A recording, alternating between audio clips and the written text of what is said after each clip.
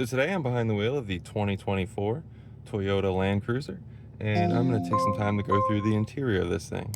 So starting as I normally do from left to right, over on the left you've got your window switches, you've got your door locks, you've got your rear mirror adjust toggle right here. Right here you've got two different buttons and a set button for the driver's seating position. You got your door latch. Give you a look at the arm grab handle for the door right here as well. Up into the right you have automatic headlights, you have a parking brake or parking sensor for, like, the rear of the vehicle, adjusting the dim level of the gauge cluster, a fog light. Down here you have a 120 volt button so you can turn it on in the rear. You have a rear trunk latch release, and then a gas cap release as well, and you have some tow options right there as well. Then you have the full crisp clear gauge cluster.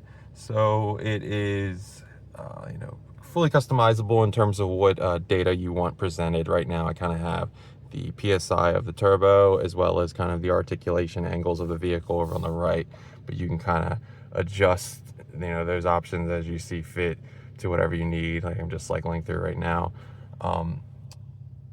Over on the left is your standard tach. Over on the right, your speedometer. In the center, you also get your digital speedometer right there, gear level, whatever gear you're in as well. And then you can kind of adjust the color scheme depending on drive modes. So you got sport, it's kind of reddish.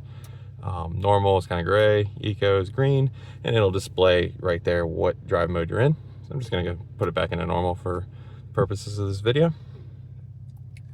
Moving back to the steering wheel, how is kind of adjusting between those different options is over here on the left. You have some arrows. You can kind of cycle through whatever you want. You have a back button if you get messages on the screen, phone, talk options. This is kind of a volume knob. You can just kind of flick it up and down. Over on the right, you have different cruise control and lane assist options. This is kind of a tuner button left and right mode option. Give a better look at the steering wheel. Features nice Toyota branding. Behind the steering wheel, you have a tow haul button down here, the engine start stop button, and also the volume control for the navigation display is kind of behind the steering wheel. And then you have that navigation display. So it's pretty much 5 options over on the left. So this is kind of the screen I'll leave it on, but I'll get to that screen as well. So up top, you have your navigation, whatever media you listen to. Currently, nothing's really connected. Phone, there's no phone. You're currently using it to record this. Vehicle information, so you have climate. You can adjust the options here. Trip information, your current, and then also your kind of historic. I really like this screen, the off-road information screen. This is where obviously it displays what 4-wheel drive mode you're in, what drive mode you're in, how much pressure you're applying to the brake. So I just gave it full pressure,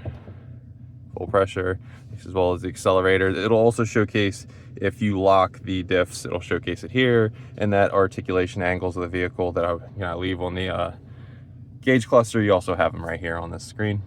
Kind of good for passengers, which I've been kind of rolling around on the trails with passenger usually in my vehicle.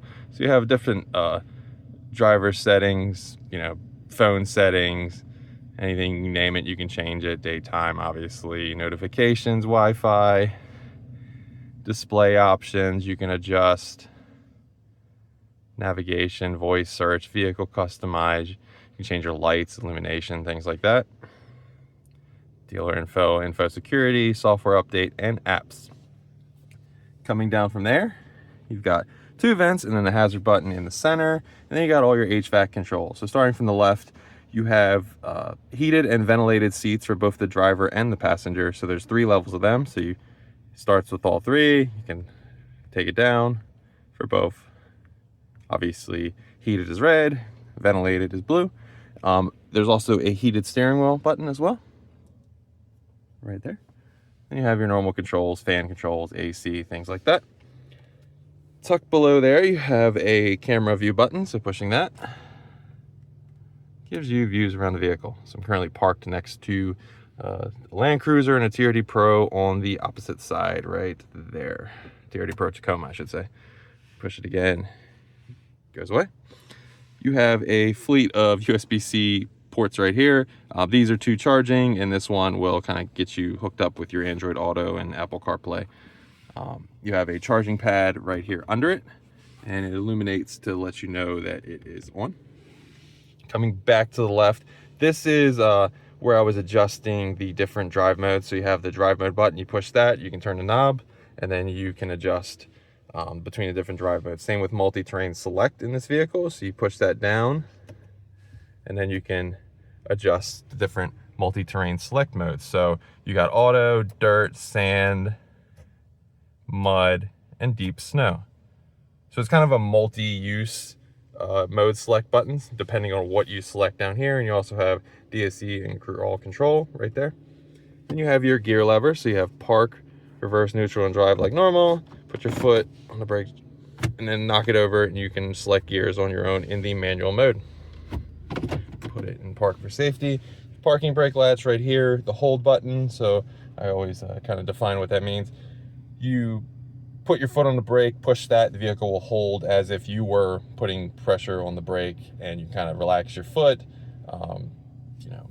If you're having a really long commute and you just kind of want to rest your foot, that's kind of basically what it's for.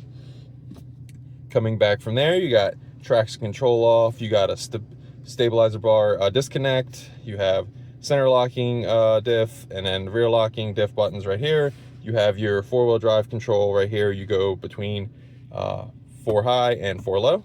Now to get into 4 low, you have to put the vehicle in neutral first. You have 2 cup holders over here. Got your armrest. Before I open the armrest, features nice Land Cruiser branding on the back. So this one is spec'd with the cool box. So it kind of holds, I would say, 4 cans of Coke standing up, and it will keep them cool.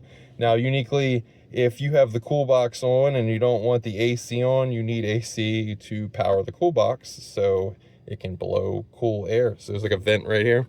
It can blow the cold air in there. So you can't really have the cool box on and have the heat on in your vehicle.